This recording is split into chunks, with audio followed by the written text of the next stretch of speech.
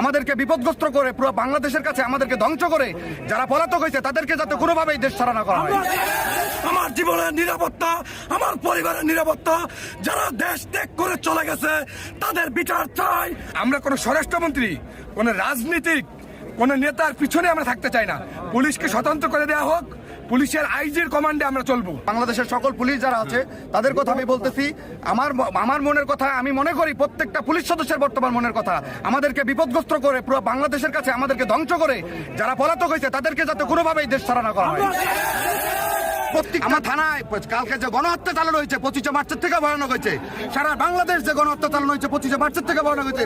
প্রত্যেকটা পুলিশ সদস্য আমরা কান্না করছি যে কেন আমরা তো মরতে আসি নাই ভাই, আমরা কাউকে মারতেও আসি নাই, আমরা কেন এটা শিকার হইলাম? আমরা কেন প্রথম যদি এই আইজিপি যদি প্রথম বক্তৃতা দিত যে আমরা জনগণের বুকে আমরা গুলি চালাইতে পারবো না, মাননীয় প্রধানমন্ত্রী বা রাষ্ট্রপতি আপনি একটা সিদ্ধান্ত দেন, তাহলে আমাদের এই পরিস্থিতি আজকে আসে না।